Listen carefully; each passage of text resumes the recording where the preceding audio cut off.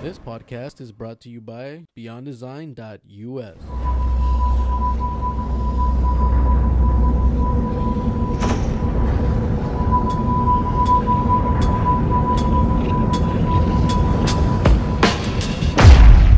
Hey guys, this is Barba, and here we are with another how-to video on how to draw Pikachu. You know, certainly Pikachu is arguably one of the cutest characters in all of cartoons. I mean, even when I was young and I used to watch the cartoon, the first season, the first two seasons, even my dad would sometimes watch it with me. And my dad's favorite Pokemon was Pikachu. But anyways, here we have Pikachu. He's essentially 2 heads tall. And if you divide the top head with one straight line down the middle and another line across, right at the center you have the point where the nose goes. From that point you can begin dividing the face into further quadrants and figure out where the eyes are placed, and if you follow 2 lines of the size of the eyes directly above, that's where the ears come out from.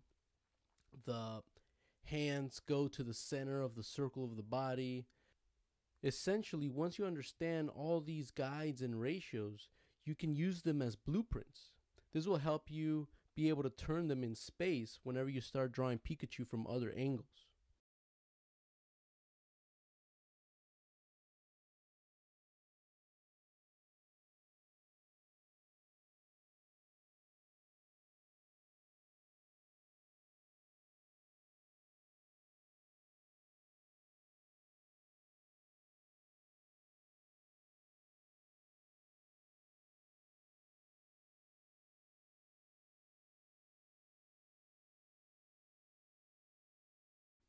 Pikachu's design varies depending on what season of the show you're looking at, or if they're trying to make him look cute or powerful, but this is pretty much the standard proportions of Pikachu.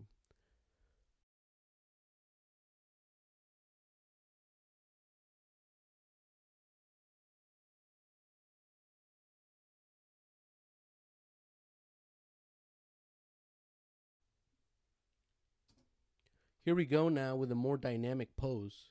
Now we're turning the circle more into spheres and we're moving them in space, or at least we're creating that illusion.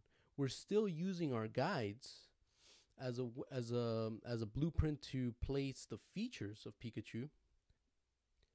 That's why it's important you kind of break down the character you're trying to draw and figure out what little formulas inside that character's design allow the show's creators or the comic book creators to consistently draw that character on model. Something I didn't like about Pikachu from the most recent seasons of Pokemon is in the first couple seasons he was supposed to be like this legendary, epic, electric type, rare Pikachu. And as the seasons progressed, it seemed like they just watered his electricity down, or the power of his electricity. And it really seemed that as the seasons progressed, he just got weaker and weaker and weaker. It'd be nice if they brought back the original power of Pikachu. The same thing with Ash. Ash kind of got dumber and dumber and dumber as the seasons went. But I guess what you got to do if you're trying to rope in brand new kids is start from the beginning. Now for a falling pose.